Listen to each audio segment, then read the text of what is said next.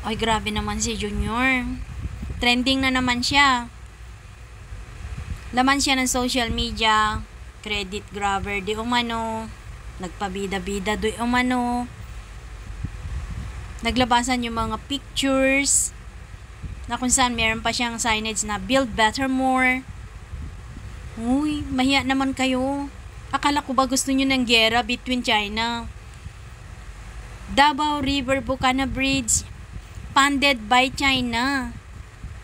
Tapos ipagmamalaki mo, project mo, build better more. Yun pala, funded by China. At ang nag-effort, si PRRD. Natulungan naman tayo ng ating mga Chinese na contractor. Tulungan naman tayo ng ating mga Chinese na contractor dahil ang ganda ng technology nila kaya napakabilis at marunong talaga sila magpatayo ng magandang tulay, magandang infrastructure na mabilis at nasa tamang gastos, nasa tamang presyo. Kay Bongbong Marcos, wala nang gustong magpautang.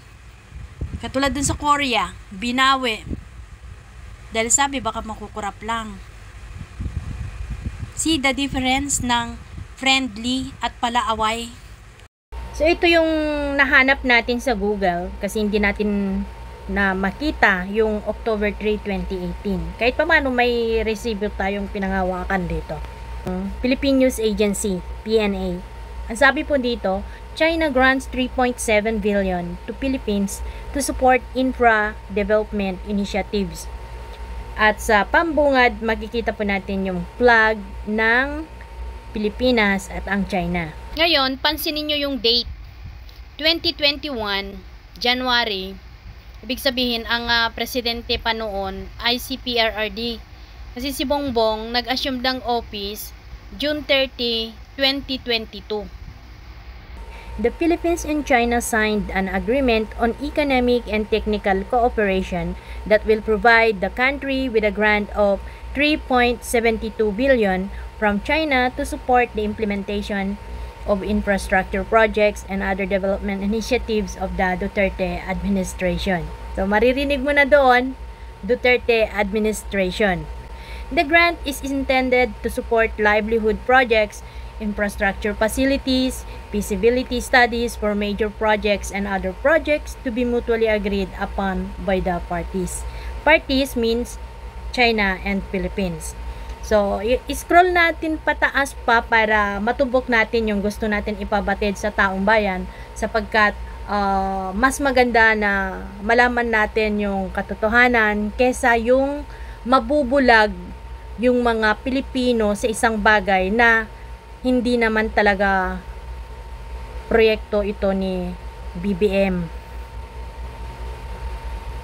The signing of the 500 million renminbi accord brings to 7 the number of grant agreements executed and signed with the Chinese government by the Duterte administration.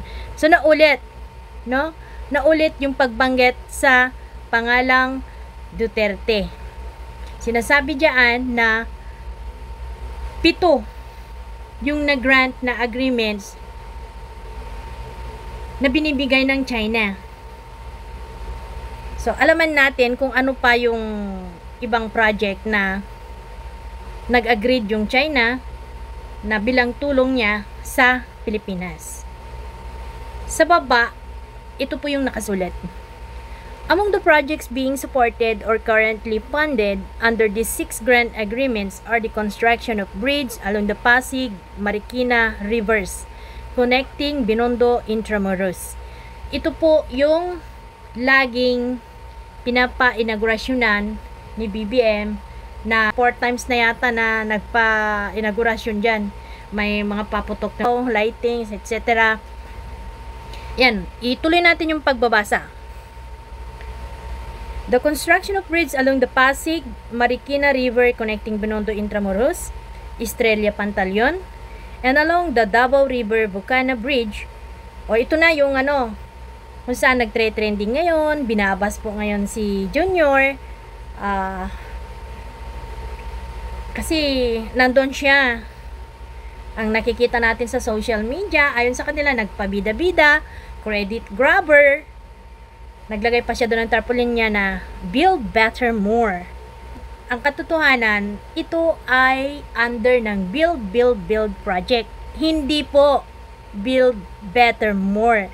Sir, gumawa kayo ng sarili yung project, hindi yung pinagawa ni FPRRD, siya yung nag-effort para ma-produce yung pondo. At dahil sa pakikipagkaibigan niya sa China, ay nakuha niya ito. Unlike ngayon, wala pong magbigay sa inyo. Katulad ng Korea, binabawi kasi baka manakaw. Hindi natin kayang magpatayo ng mga tulay na ito na mag-isa. Kailangan natin ng tulong ng China para lang mabuo ito. Pero ano ang ginagawa natin? Gera. Nakikita natin ito sa Facebook. Ang daming makamarkos na anti-China. Galit sila sa China. Ang sinasabi pa nila, mga Duterte, mga China, binebenta yung Pilipinas sa China. Nawala namang katuturan. Sayang nga namatay na si Enrile. Kasi siya yung nagsasabi noon na itong si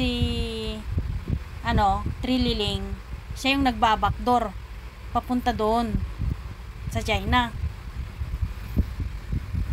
Inaaway natin yung China, tapos sasabihin natin ngayon sa publiko na this project is build better more. Mahiya naman kayo.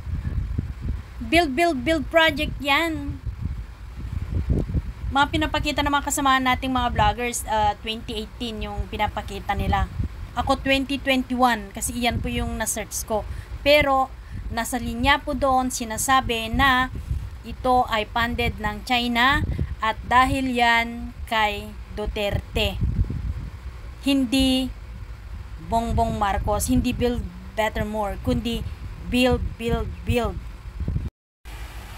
Yan, uulitin ko guys ha. Ang Bukana Bridge, funded by China at ang kontraktor ay Chinese. So, pinagawa po ito para yung traffic sa Davao, yung travel time nila, yung 1 hour magiging 20 minutes na lang. Kaya thank you China. Hindi talaga tayo dapat magalit sa China. Funded by China, pero ang sabi ni Bongbong ay legacy niya ito. Pero ang katotohanan, December 9, 2020, nagkapirmahan na po ang Chinese government at ang Philippines DPWH. December 9, 2020, nagkapirmahan sila ng agreement. At dahil papalabas na nun si Tatay Dig, syempre, nung sinimulan yung project, July 2022, ang presidente na noon ay si Bongbong Marcos dahil June 30, siya yung naupo na presidente ng Pilipinas.